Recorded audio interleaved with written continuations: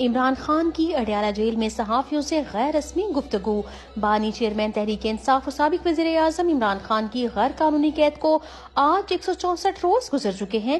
عمران خان نے آج اڈیالہ جیل میں صحافیوں سے گفتگو کرتے ہوئے کہا، یہ سب لندن پلان کے تحت ہو رہا ہے، کبھی فوج کے خلاف بات نہیں کی، شخصیات کے بارے میں بات کی، عدلیہ پر بھی اب اعتماد نہیں رہا۔ سائفر معاملے پر جنرل باجوہ نے کہا، اچھے بچوں کی طرح رہو، 2/3 اکثریت دلا دوں گا ورنہ کیسز میں پھنسایا جائے گا اور الیکشن میں محض 30 نشستیں ملیں گی۔ لوگوں کے درمیان انصاف قائم کرو ورنہ اللہ کی پکڑ ہوگی۔ عمران خان کا آج پھر قرآن کی آیت کا حوالہ، یہ ہم سے خوفزدہ ہیں، ہمارا انتخابی نشان تک چھین لیا، ہمیں مہم تک چلانے نہیں دی جا رہی، ماضی میں اس کی کوئی مثال نہیں ملتی۔ عمران خان نے کہا کہ الیکشن ہر صورت لڑیں گے، ہمارے پاس پلان سی بھی ہے، ایک اور پلان بھی ہے، وہ بھی سامنے آئے گا، یہ ڈرے ہوئے ہیں، 8 فروری کو قوم انہیں جھٹکا دے گی، بلہ رہا نہ بلے باز، تو اب کیوں ڈرے ہوئے ہیں؟ پلان سی کے بارے میں 8 فروری کو پتہ چل جائے گا۔ پی ٹی آئی کی انڈر سی ٹیم کو بھی انتخابی مہم نہیں چلانے دی جا رہی۔ قانون ہے کہ الیکشن کمیشن نے 90 روز میں الیکشن کروانے ہوتے ہیں۔ 2 صوبوں میں حکومتوں کو تحلیل کیا، 90 روز میں الیکشن نہیں ہوئے، اکتوبر میں الیکشن ہونا تھے تب بھی نہیں ہوئے۔ آئین کی خلاف ورزی پر آرٹیکل 6 لگتا ہے۔ مسلسل درخواستوں کے باوجود سپریم کورٹ عمران خان نااہلی ختم کرنے کا کیس سننے سے انکاری۔ چیئرمین عمران خان کے وکیل انتظار حسین پنجوتھا نے اپنے ٹویٹ میں بتایا، سپریم کورٹ میں کیس کو فکس کرانے کے لیے چیف جسٹس کے پاس اختیار ہے۔ ہم نے عمران خان کی الیکشن لڑنے پر غیر قانونی نااہلی اور پابندی کو ختم کرنے کے لیے کئی ہفتوں سے درخواست دائر کر رکھی ہے۔ آج چیف جسٹس سے پھر سے درخواست کی گئی، لیکن ان کا بغض ایک بار پھر سامنے آیا جب انہوں نے کہا کہ کل عدم اعتماد اور آج ریلیف لینے آئے ہیں۔ ہم ریلیف لینے نہیں، کیس کو سماعت کے لیے مقرر کروانا چاہتے ہیں۔ آپ سے نہ ریلیف کی امید ہے اور نہ ہم مانگنا چاہتے ہیں، کسی اور بینچ میں مقرر کر دیں۔ عمران خان پر عدت کیس میں فرد جرم عائد، عمران خان نے جواب دیا، آئی ایم ناٹ گلٹی۔ عدت میں نکاح کیس میں فرد جرم عائد، عمران خان کا صحت جرم سے انکار، I am not guilty. Imran Khan نے کہا، کیا آپ کو الزامات سمجھ آ گئے ہیں؟ عدالت کا استفسار۔ عمران خان نے جواب دیا، مجھے تو یہ لیگل چیزیں سمجھ ہی نہیں آتی، اتنی مشکل انگریزی لکھی ہے، وکیل ہی سمجھائیں گے، مجھے کچھ سمجھ نہیں آیا، یہ امریکیوں کی زبان میں پڑھ کر سنائی گئی ہیں۔ میں پہلے کہہ چکا ہوں، یہ سب لندن پلان کے تحت ہے، قانونی اصطلاحات میں نہیں سمجھ سکتا، خصوصی طور پر یہ جو لندن ایگریمنٹ کے تحت ہیں۔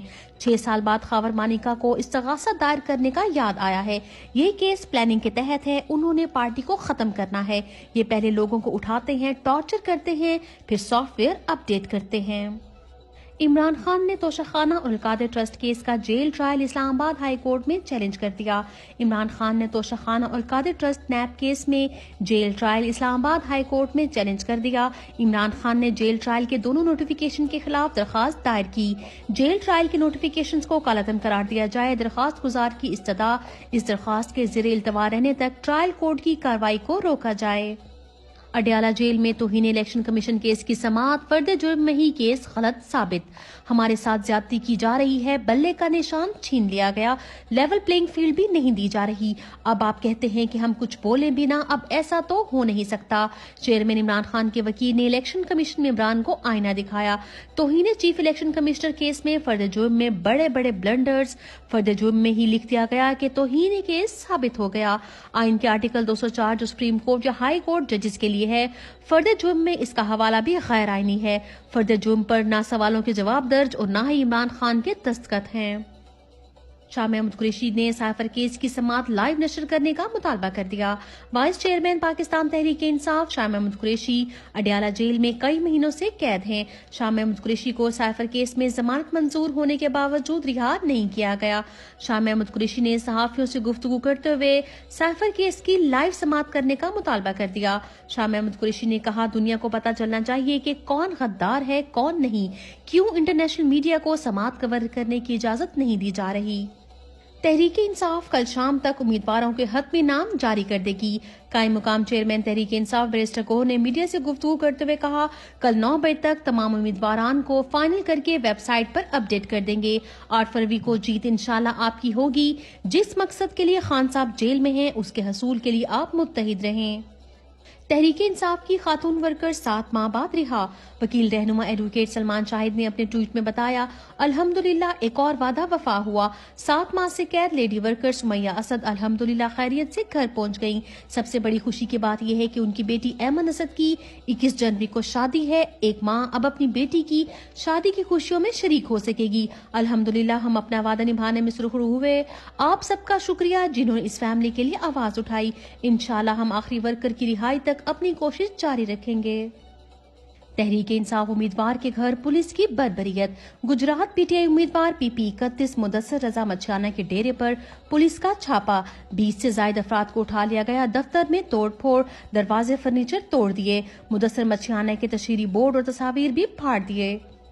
فسلائد کے باوجود تحریک انصاف کی الیکشن مہم شروع۔ این اے 30 پشاور سے پاکستان تحریک انصاف کے امیدوار شاندانہ گلزار نے اپنے حلقے میں ورکرز کنونشن کا انعقاد کیا، جو عوام کی کثیر تعداد میں شرکت کے باعث ایک جلسے میں تبدیل ہو گیا۔ بلہ چھن جانے کے باوجود ملک کے ہر حلقے میں عمران خان کے چاہنے والے زیادہ جوش و خروش سے اب ورکرز کنونشن میں شرکت کر رہے ہیں۔ رات کو پیٹرول سستا کیا، دن میں بجلی مہنگی کر دی۔ نااہل غیر آئینی ایکسپائرڈ نگران حکومت عوام کی تکالیف میں مسلسل اضافہ کرتی جا رہی ہے۔ رات کو پیٹرول 8 روپے سستا کیا، صبح 6 روپے 65 پیسے بجلی مہنگی کر دی۔ عوام کو ریلیف کا جھوٹا نام دے کر بجلی کی قیمتوں کے ذریعے دگنا بوجھ بڑھا دیا گیا۔ گوگل نے بھی پاکستان تحریک انصاف کو ملک کی سب سے بڑی جماعت تسلیم کر لیا۔ گوگل نے Google trends Pakistan general election کے نام سے ایک صفحہ متعارف کرا دیا۔ سرچ ٹرینڈز کے صفحے میں سب سے اوپر 63% کے ساتھ تحریک انصاف، باقی پارٹیاں کافی نیچے۔ سب سے مقبول پارٹی کو سپریم کورٹ نے الیکشن میں بطور جماعت حصہ لینے سے محروم کر رکھا ہے۔